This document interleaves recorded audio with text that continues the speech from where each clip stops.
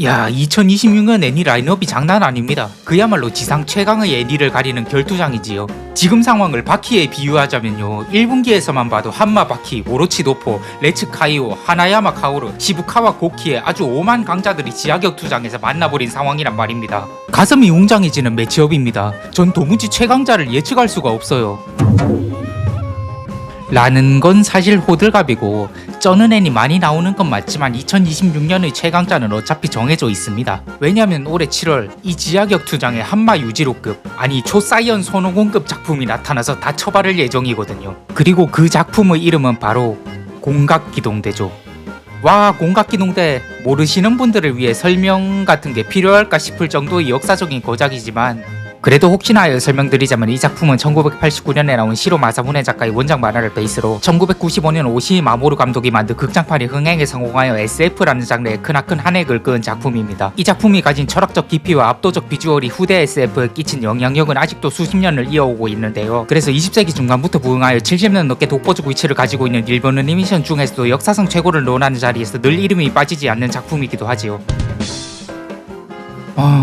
제가 이렇게 호들갑 떨면서 말하긴 했는데, 사실 제 생각보다 씹더 커뮤니티 등지에서 공각기동대에 대한 기대가 뜨겁지는 않더라고요. 당혹스러워서 제 인터넷 지인한테 이야기하니까 올해 그런 게 나오는 줄도 몰랐대요. 그래서 제가 지금 좀 인지 부조화가 왔어요. 물론 이것도 건담처럼 시리즈가 꽤 많이 나오긴 했어서 신작 소식이 대수가 아닐 수도 있지만은, 이번에 나오는 건 늘 나오던 오리지널 애니가 아닌 원작 만화 애니화거든요. 사실 전 이 전 세계를 뒤흔들 역사적 고작을 어떤 타이밍에 리뷰해야 이 채널을 좀 살릴 수 있을까, 죽어가는 채널의 심폐소생술이라도 될까 하고 틀에 픽발 궁리만 하고 있었는데, 애초에 공각기동대가 큰 기대작이 아니었다고요?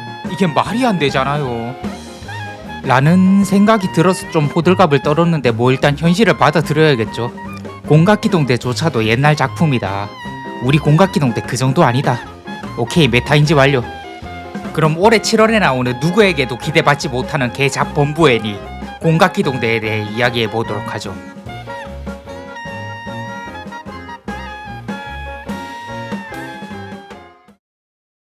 근미래, 인류는 발달한 과학기술로 기계의체를 만들어냈습니다. 이제는 타고난 신체를 강화시킬 수도 파손된 신체를 교체할 수도 있게 된 거죠. 손, 어깨, 다리, 심장까지. 하지만 여기서 끝이 아닙니다. 뇌 또한 물리적 구조가 해석된다면 만들어질 수 있는 것. 고도화된 전자기술로 뇌가 발산하는 전기 패턴까지 분석해낸 인류는 기어이 뇌를 만들어내기에 이릅니다. 인간의 모든 자아와 정체성이 담긴 신체기관인 뇌. 이 또한 분자 구조로 이루어진 이상 인간은 그 구조를 해석하여 똑같은 것을 만들 수 있는 겁니다. 공각기동대에 나오는 사람들은 이 인공적으로 만들어진 뇌인 전뇌와 자신의 뇌를 결합하여 컴퓨터와 같은 뛰어난 사고를 하고 타인의 뇌나 네트워크의 의식을 직접 접속할 수 있습니다. 그런데 뇌를 만들었다는 건 인격을 만들었다는 것, 달리 말하면 인간 그 자체를 만들었다는 것과 마찬가지잖아요. 심지어 무한히 복제될 수 있는 인간을. 이것은 실로 위험한 일입니다. 이 세계관은 인간이 만들어 놓은 제도가 격변하는 기술을 따라잡지 못한 과도기의 근미래, 그렇기에 인권의 개념도 국가나 민주주의 제도도 아직은 사라지지 않은 상태이니까요. 그런 이유로 인간은 아직은 존엄할 필요가 있습니다. 인간이 존엄하다는 과학적 근거가 필요합니다. 과학자들은 그 근거를 찾기 위해 뇌를 더욱더 연구했고, 연구 결과 인공전뇌로는 구현할 수 없고 유기체의 뇌에서만 발견되는 특정 패턴을 발견합니다. 그리고 이 패턴을 고스트라고 이름 짓죠. 인간은 원시적인 개념인 영혼을 부정하고 과학을 통해 스스로를 데이터화시켰지만, 결국 생물의 존엄을 되찾기 위해 영혼을 재조립할 필요가 있었던 겁니다. 그래서 그 고스트란 게 정확히 뭐냐고요? 몰라요. 유기인간과 사이보그를 구분짓는 고스트란 게 구체적으로 무엇인지에 대해서는 작중에서 뚜렷한 설명이 없습니다. 심지어 이 세계관의 등장인물조차 이게 구체적으로 무엇인지는 잘 모르는 듯 보입니다. 과학에 의해 재조립된 영혼의 개념, 고스트는 사실 그리 이성적이고 명확한 게 아니었습니다. 딱 잡아 무엇이라고 정의 내리기 어려운, 그저 전뇌와 유기뇌에서 나오는 애매한 전기신호의 패턴 차이. 이 차이를 미래 인류는 고스트라고 부르며 이 고스트를 가지는 존재만을 인간으로 인정해주고 있는 것이죠.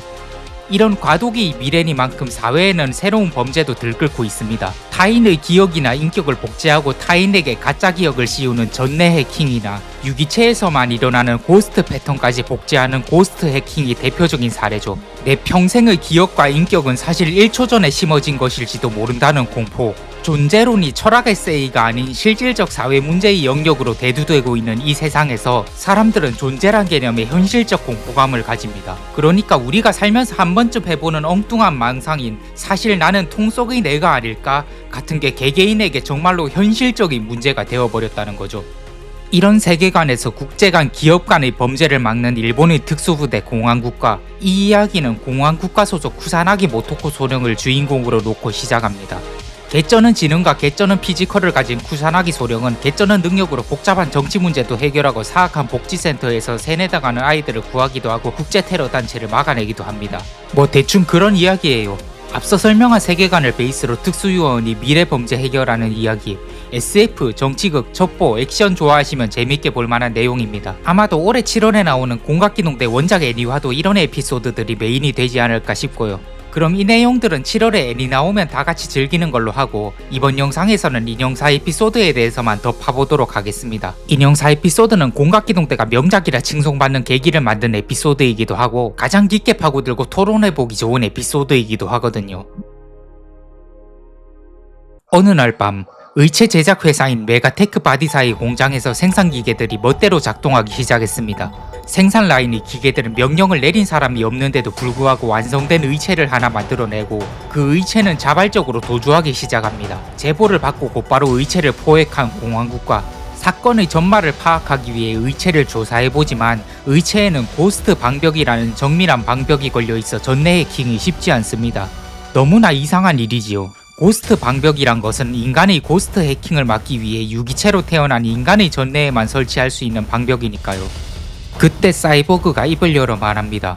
자신은 네트워크 바다의 정보 덩어리에서 태어난 인격이며 자신은 생명체의 요건을 충족하는 존재라고 스스로 생각하고 느낄 수 있으며 자신에게는 고스트가 생겨났다고. 그러니까 나는 생명체라고. 이 말을 들은 사람들은 혼란에 빠집니다. 헛소리라고 외치는 육가의 에이전트 뒤에서 쿠사나기 모토코는 생각합니다. 육체와 고스트를 가지고 의사소통을 하는 저 존재가 생명체임을 부정한다면 이미 몸의 대부분을 기계로 갈아 끼운 채 고스트에 대한 믿음 하나만을 가진 자신들도 그럼 생명체가 아닌 것이라고. 우여곡절 끝에 인형사라고 불리는 이 존재는 쿠사나기 모토코에게 제안합니다. 자신의 전내와 모토코의 전내를 연결하여 하나가 되자고. 쿠사나기 모토코도 인형사도 아닌 완전히 합쳐진 새로운 존재가 되자고. 고스트를 얻은 네트워크 정보 생명체와 기계에 가까워진 유기인간이 융합되어 태어난 생물. 이것은 인간에게 있어 다음 단계로의 진화일까요? 인간이라는 종이 절멸해가는 시발점일까요? 흥미로운 점은 인형사가 이 융합을 번식과도 같은 개념에 비유하고 있다는 겁니다. 인형사는 비록 고스트를 가지고 있지만 번식할 수도 노화할 수도 없는 존재입니다. 노화하지 않고 불변하기에 기존 유기체의 상위호환처럼 보일 수도 있지만 인형사의 입장에선 노화야말로 자신이 아직 가지지 못한 유기체의 우월성이라고 합니다. 번식이란 단일 개체가 노화하고 사라지는 존재이기에 필요한 불완전한 자기복사, 우월한 부분만을 쏙 빼내서 복제할 수 없는 그 불완전함 덕분에 생물 전체는 다양한 개성을 가질 수 있고 위험한 사태에서도 살아남을 수 있습니다. 현실에서 예를 들자면 내향적 성격의 사람은 2000년대까지만 해도 소심하고 사교성 없는 그저 개선이 필요한 사람 정도로 치부되었거든요. 그땐 내향적인 것 이꼴 열등한 것이었죠. 근데 코로나 팬데믹 이후로 갑자기 내향적 성격이란 게 그냥 개성으로 존중받으며 묘하게 외향인의 입지도 줄어들기 시작했습니다. 만약 인류에게서 내향적 성격이 완전히 도태되고 우월하다고 치부된 외향적 성격이 점점 강화되어 갔다면 인류는 어느 순간 절멸하거나 전부 미쳤겠죠. 정신질환, 왼손잡이, 작은 덩치 등 개체 기준의 판단으로는 불리해 보이는 특징을 가진 사람들은 오랜 시간이 지나도 사라지지 않습니다. 결국 우열이란 개념은 허상이고 오직 불완전한 자기 모방을 거듭하는 것만이 생물이 가지는 진짜 우월함일 수도 있겠습니다. 적어도 인형사는 그렇게 판단하여 불완전한 인간에 불과한 쿠사나기 모토코에게 융합을 제안한 것이지요.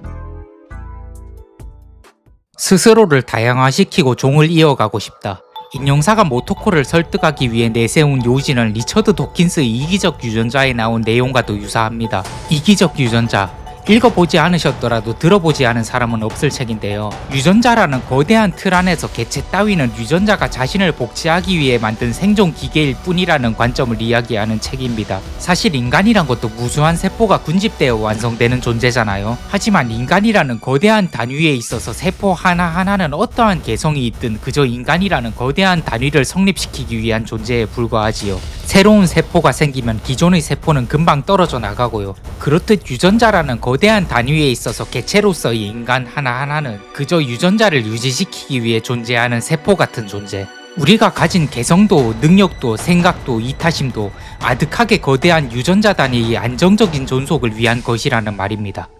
꽤 섬뜩하고 기분 나쁘면서도 합리적인 이야기이긴 합니다. 하지만 좀 걸리는 점이 있습니다. 무기물인 인형사와의 융합은 과연 유전자의 존속 과정이라고 볼 수 있는 것일까요? 유전자라는 것은 유기체의 DNA 정보잖아요.